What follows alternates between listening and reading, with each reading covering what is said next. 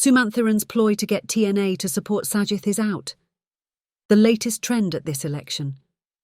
Ranil too is in as the wave supports Sajith and AKD. Senathirajah parries Sumanthiran's plan. Is India behind it? NPP again spreads anti-Indian sentiments. Who will be accountable for the North? Game on between Ranil and Sajith. A lion type loses votes for the latter. A plan to bring Jelani on stage soon.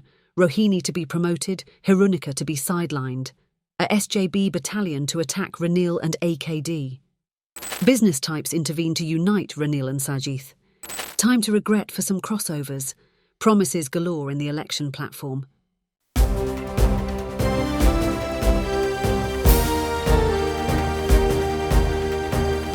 The leader, දේශයට මග කියන ප්‍රවෘත්ති පෙළගැස්ම.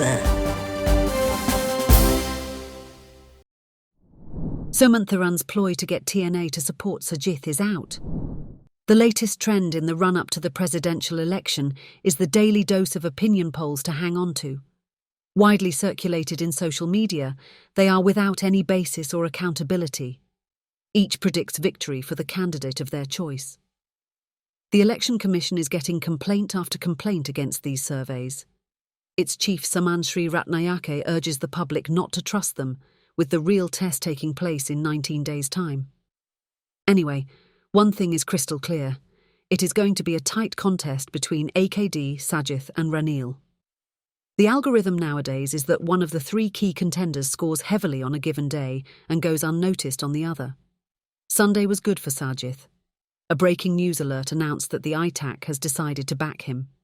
Its MP Abraham Sumanthiran said their central committee took the decision at a meeting in Vavuniya.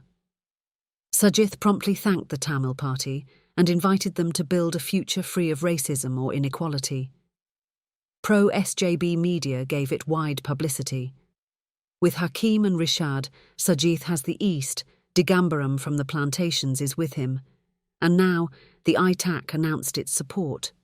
So Sajith is the only national leader who gets support from all four corners of the country, said their posts. India too was mentioned, with some close associates of Sajith even thanking that country for it. Its Youth Wing's national organiser Chamith Wijasundara says on X that India influenced the ITAC to support Sajith. That is not just heresy. Indian National Security Advisor Ajit Doval met every leading politician during his recent visit to Colombo. He had talks for 2 hours with Sajith, with Lakshman Fonseca coordinating it. Reliable SJB sources quote Doval as having told their leader, the Indian government wants Sri Lanka to have a stable government. Sajith is the only leader capable of ensuring that. For that, Doval has promised the support of the North, plantations, and even Minister Jivan Thondaman. That development upped Sajith's ratings to the dismay of both the NPP and Ranil's camp. Loyalists of the former started sharing anti-Indian sentiments again. India wants its puppet to be the president. It knows that is not possible with AKD. Colombo 7. Tamil leaders want a continuation of the system even if the North is finished. A former female leader is behind Sumanthiran's game. Verite is also involved. More will be exposed soon. Such were their posts. Ranil too was a worried man and made inquiries from Senathirajah. The Tamil National Alliance is a common platform created by northern parties for the 2001 general election. Comprising the TULF, ACTC, TELO and EPRLF, it had the sun symbol. Since 2004, it has been contesting elections under the House symbol of the ITAC, or Federal Party. In 2010, the ACTC left and formed the TNPF, led by Gajendrakumar. The TNA continued to divide, and with the death of R. Sampanthan, it faced a leadership issue. Sritharan won against Sumanthiran at a vote, but the matter is now before courts. Senathirajah is the leader of the Federal Party. Thereafter, Senathirajah said it was not the party's official stand to support Sajith. He said he was unaware of a meeting taking place or that the party was going to support Sajith. Top ITAC leader Sritharan, Nirmalanathan, Yogeswaran and Srinashan didn't attend the meeting, said Senathirajah. Leader Sritharan, who supports Tamil candidate Ariyanathan, was in London at the time.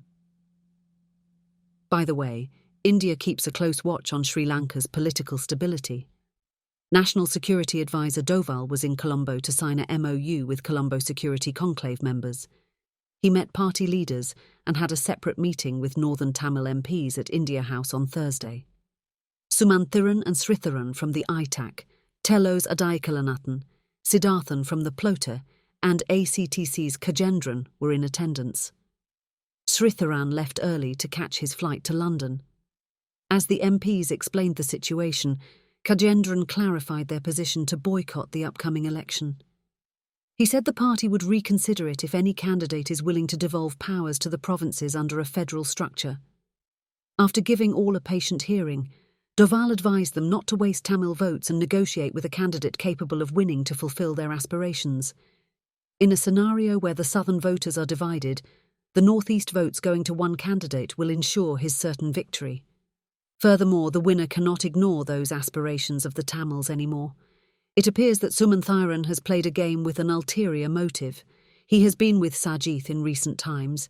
He even tried to get the premiership for Sajith when Mahinda resigned. Ranil says on the election platform that Sumanthiran's efforts were in vain after Sajith fled from it. Game on between Ranil and Sajith. A lion type loses votes for the latter. Both Sajith and Ranil are scared by the Anurela, or the Anura wave, in support of the NPP candidate. It intensified with the opinion poll released by the Institute of Health Policy on the 29th. Ranil deliberated on that along with his campaign managers at a nightly meeting. They told him that they waited too long to blast AKD. No, that is wrong. Our fight is with the SJB. We have to win over their votes.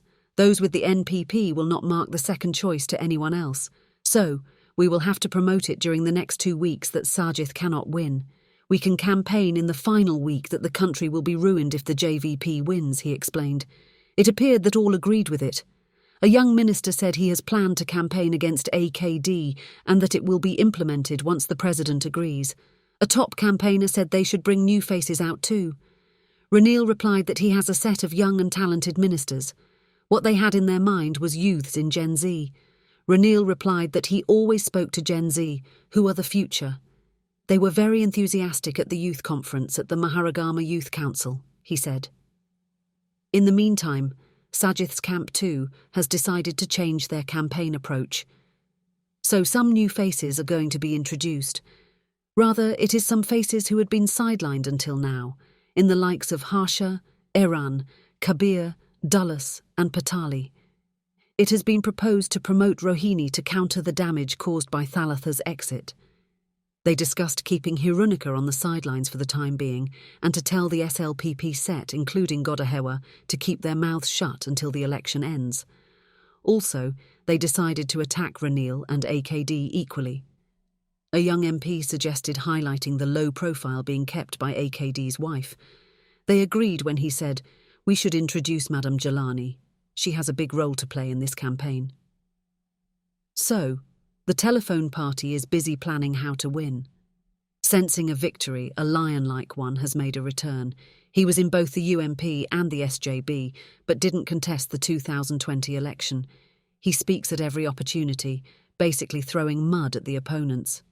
But the people dislike what he says and are reconsidering their position. Party activists say they will end up losers if he is not stopped anytime soon. Business types intervene to unite Ranil and Sajith. Sajith spokesman SM Marikar says that after failing to woo SJB MPs, Ranil's camp is now calling for unity with Sajith. LankaDaily.com reports an influential move to unite the UNP and the SJB. Leading businessmen with links to both parties are taking the initiative.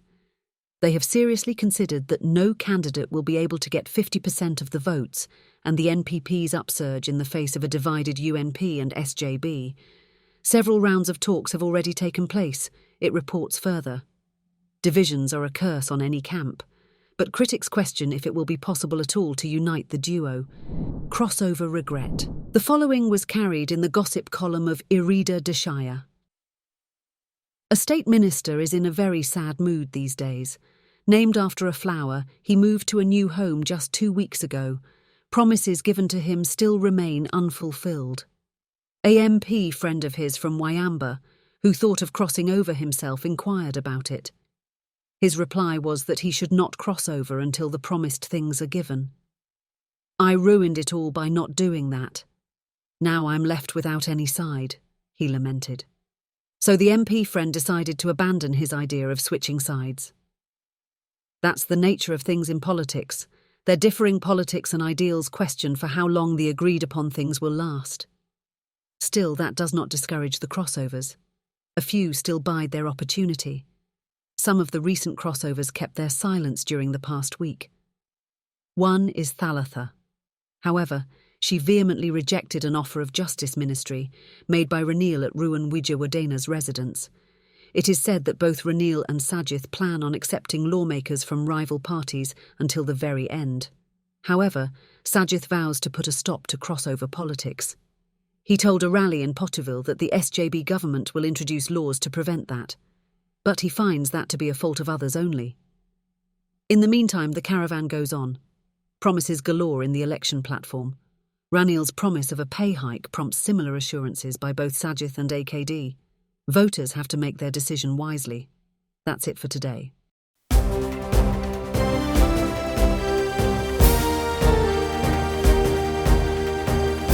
The Leader දේශයට මග කියන ප්‍රවෘත්ති පෙළගැස්ම